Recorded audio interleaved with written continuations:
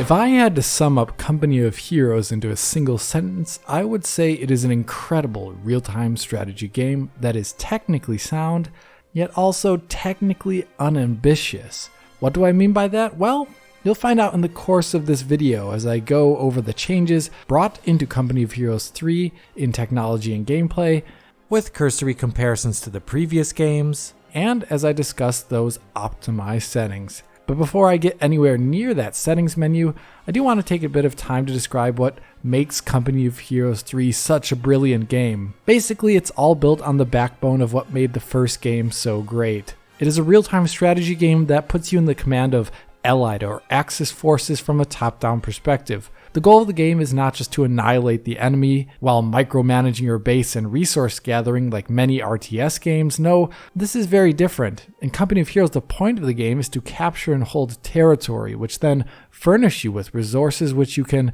equip and expand your small force. As yes, in Company of Heroes, you do not command vast armies. Instead, just a handful of squads and vehicles. Infantry themselves, for example, are requisitioned as full squads and not individual troopers. As such, in this game, you're not so worried about keeping up your building queue like in StarCraft, nor are you constantly churning out new units as you send hundreds and hundreds into their death, like in Command & Conquer. No, here in Company of Heroes, you're trying to keep each unit alive for as long as possible, adhering to cover, utilizing special abilities, and more so they gain veterancy, which gives them advantages on the battlefield. It's a different style of RTS game, and this smaller, more tactical nature is what made the original Company of Heroes so refreshing when it came out in 2006, and the new game is just building on top of this. There are some changes specifically in the way the tech tree, for example, functions now, where it's more about spending command points and less about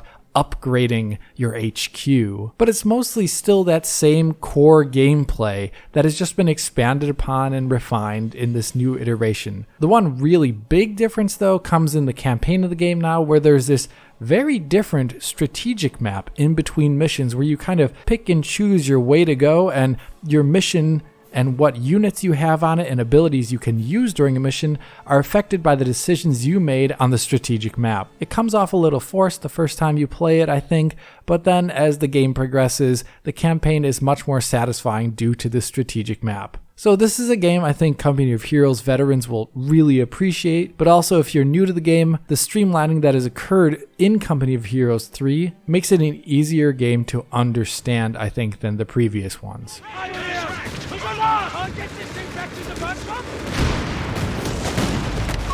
Pioneer infantry killed. The game's quality is definitely there from a gameplay perspective, but what about graphics? What did I mean by technically unambitious? Well, don't get me wrong here. Company of Heroes 3 looks great and it has a lot going for it. The geometric detail is indeed much higher than it has ever been before. You can zoom right into the battlefield areas and see even things like individual fruits furnishing the local market stalls. That's something not even all modern AAA games manage to do on the Xbox One and PlayStation 4. Similarly, Company of Heroes sees a unified push to make all textures and materials authored in a physically based manner. So the metals of objects in the environment look really great and very different from the stone or dirt. Textures are generally authored to be much higher resolution than before as well, and importantly, without a lot of the detail being pre-painted into diffuse textures. So textures don't look overly noisy now. The detail on models is now more driven by materials, like most modern games. Animations are also of expected high quality. You zoom in on some infantry in combat, and you can see them working the action of their weapons, showing obvious recoil from firing. And there are even cool bespoke animations per unit when reloading occurs, so you can see magazines being swapped out. One of my favorite things is how it all combines. You can watch a Sherman tank fire here, for example, the glistening of its metal hull in the low sun, the ambient shake it has between shots due to its powered engine vibrating it, and then the awesome muzzle flash and shake of the entire tank when it fires, which even has some cool backwash effects for the dirt, which is settled on the tank between shots. When combined with the granular destruction that the series is known for, where buildings are exploding and every bit of cover you see can be destroyed or flattened by a vehicle, then yes, Company of Heroes 3 does look quite beautiful. At the same time though, There are enough faults in the visuals when you perspectivize it with the performance, which kind of explains what I mean by unambitious. They didn't take the game graphically far enough. A great example is found with the game Shadows. The game uses shadow maps, which look okay and are generally high resolution at the gameplay camera height, but they still have obvious shadow map issues like aliasing, crawl, and visible shadow map cascades changing on the screen. If you zoom in the game world to admire the highly detailed models, you'll even see shadow maps switching to a lower res alternative depending upon the camera angle, which is a bit odd to see in a game from 2023, and it's even more odd to see in this series of games as the older games somehow managed to do this better. See, in the older games, when you would zoom into the battlefield, the lower resolution shadow maps would switch over to high resolution ones. So every object in the game would have nice, tight, complete shadows even when the camera zoomed in. It does this in Company of Heroes 2, and it even does this in Company of Heroes 1. It doesn't do this in the third game, so combined with that shadow map issue I showed off earlier, objects up close tend to lack good shadowing. When I do side-by-side comparisons with the previous games, you can see what I mean. Notice how the MG42s in the first and the second game have obvious self-shadowing from the gun barrel onto the rest of the gun and the troopers. There's self-shadowing on the troopers as well. This shadow detail is missing in the new game since that higher res shadow map never shows up. So even though there are new and better materials and textures in the new game, and the MG42 is more close to real life with that dedicated ammo trooper nearby, the detail doesn't show up as well and looks oddly sterile sometimes due to the lack of shadowing. Another thing missing in the new game that defined the older ones was a novel usage of graphical technology from the time period. Company of Heroes 1 famously came out in 2006 and was one of the first DX10 games, using DX10 to improve shadow and lighting quality while punishing GPUs at release at those highest settings. Company of Heroes 2 was likewise infamous in 2013 when it launched, as its DX11 powered graphics were heavy when set to their highest, and it used novel graphical technology. Each soldier's footstep or tank tread shows 3D indentations into the game's packed snow. They were using this novel technology for the entire game map, and you could tell where the enemy troops or vehicles had been due to their physical indentations into the game's snow, which directly impacted the Winter War gameplay that Company of Heroes 2 was going for. That kind of graphical newness is missing in Company of Heroes 3. Sure, we have a DirectX 12 version of the Essence engine here, but it doesn't visually push that API in an obvious way. For example, ray tracing is nowhere to be found, and ray trace shadows, for example, would have been a cheap and amazing way to solve the visual issues with shadows that are found in this game, while also keeping performance up high, as the base game is just not hard to run at all. In fact, Company of Heroes 3 is really light on the GPU. It's not too often, for example, that I can just straight up run a modern game at max settings at 4K and achieve above 200 FPS or more on an RTX 4090. Yeah, that's a massive GPU, and this is great for people who love as many frames as possible, but these are also max settings. Max settings exist to future-proof games. So the game running like this at max settings is oddly enough kind of a bummer. Company of Heroes 3 is just not challenging PC GPU hardware here at release, much unlike its predecessors, and I think that means there's graphical potential that is untapped here to make the game look even better. Speaking of making things look better, it's really a minor qualm that I have with this game, but the resolution and the quality of the in-game interstitial videos between missions is at times bizarrely low, like worse than Xbox 360 looking when they show these sepia-toned segments. Perhaps they were trying to make these segments look like old-time footage or something, but it doesn't really look like film reel to me, just macro-blocked and upscaled. I would have honestly loved to have seen these sequences at much higher quality in the year 2023.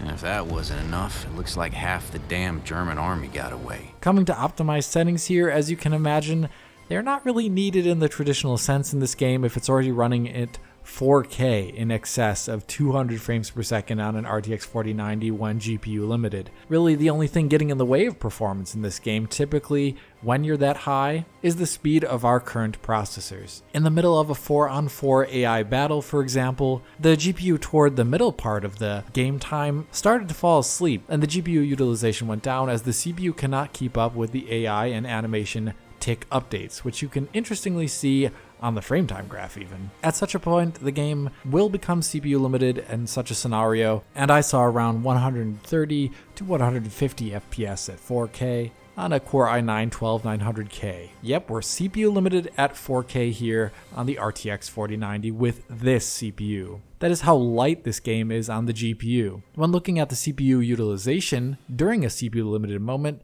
you can see that a lot of cores and threads are nominally being used, what with all the other AI players and animation there, but you can still see that there is a single thread limit to the load here. You can spy a single overloaded thread there, usually CPU 13 or so in the recordings I'm showing you right now. So the game, like many other recent RTS games I've covered on the channel, tends to be single thread limited. This is not the behavior I would typically like to see at all, but with 130 FPS here being the minimum at max settings in a 7 AI game, it's hard to complain on a certain level that it is limited in such a fashion. As you go down the stack, Company of Heroes is running very, very fast, even at max settings on smaller GPUs. Using the in-game benchmark, which is a great tool provided by the game to gauge in-game performance, it is possible to see that at max settings, an RTX 2060 Super is going to be around 60 FPS or above 60 FPS in an average gameplay scenario. As the benchmark can show, it can sometimes dip below in the worst of it for a tiny bit, but it's still within perfectly fine VRR territory. This is really good performance for a GPU that is usually not expected to get perfect 1440p native 60 FPS rendering. So my services in making optimized settings for 60 FPS are really not needed in this game, given how modest the requirements are here and how well it runs. So instead, for this game here, I will be trying to make some optimized settings targeting a good VRR high frame rate experience. So between 90 and 120 FPS if possible at 1440p on this GPU. Getting over to the settings that I will utilize to do that, we can see that the menu for them in this game is very plain. Just a few standard options here, with the lion's share of them not being able to be changed while mid-game and a number of them actually requiring restarts. I'm not a fan of this menu and how nondescript it is, and I would really prefer that the game did not require full restarts for the effects to be seen. The settings to look out for optimized settings for 120 FPS here are simple. For one, you have anti-aliasing quality. Putting this to low will give the image a sharper and slightly more jagged look in motion, but given how the cameras work in RTS games, it won't be a bad trade-off for a nearly 12% performance uplift on the GPU. Another optimized thing to try out is shadow quality being dropped to medium. Here, around a 9% performance saving on average, with a noticeable hit to shadow quality of course, but these are settings that are targeting high frame rate and sacrifices are necessary. After this, there's only one other setting to really worry about, and that is image quality, which confusingly seems to degrade the quality of some static world geometry like you see here, where the tables and chairs become more obviously polygonal the lower the setting is. Here I recommend high. The other settings are not really important on this GPU, as VRAM is not a problem, and the geometry quality setting doesn't really seem to do much at all. So all in all, my optimized settings look like this for trying to get 120 FPS on this lower end older GPU at 1440p. If you're fine with 60 FPS though, those max settings are just great, as I mentioned earlier. When put to the test in the game's benchmark, I saw a nice 25% performance uptick on this GPU at 1440p with these new settings, which brings up the average FPS for the entire benchmark run from 70 to 90 FPS or so. It's great, but it's not exactly smooth HFR territory on a VRR display. It'll look better than 60, but it's not perfect. So to do that, on the right hand side, I've also included those optimized settings with the internal resolution of the game changed to 83% with the resolution slider. It softens up the game presentation, as you can see here, but we get another 25% performance uptick on top of what we had earlier to have the average FPS through the benchmark run being around 108. That is excellent for 120 Hz VRR territory as I see it, and that's how I would recommend to play the game on this type of GPU if you're looking for that HFR experience. With that being said, I'm at the end of this video. Company of Heroes 3 is incredibly fun. It's polished in many ways, but it's also safe from a technical perspective. That's a good thing because it means it's also not plagued with incessant stutter. I only found a handful of shader compilation hitches in the initial 30 seconds of the tutorial mission, and really only during the initial cutscene. The rest of my 7 hours of play, I saw 0 hitches of any type. So the game's running well even at max settings, but I think they may have shaved off some of their graphical ambitions here to get it running as fast as it does. I think they could have pushed it further on the GPU side, perhaps with ray tracing, for example, for better shadows and ambient occlusion. But that is really all I have to say here. If you did like this video, please hit that like button and subscribe to the channel. If you're already a subscriber, hit that little bell in the corner to be informed as soon as Digital Foundry posts a video. If you want to help us out, support us on Patreon to enable PC content like this in the future. Other than that, comment below, follow on Twitter, and as always, this is Alex bidding you farewell und auf Wiedersehen. Grenadiers, quit your bitching! Covering ground! Grenadiers ready and mostly able! Commence firing! Granatwerfer-Team deployed.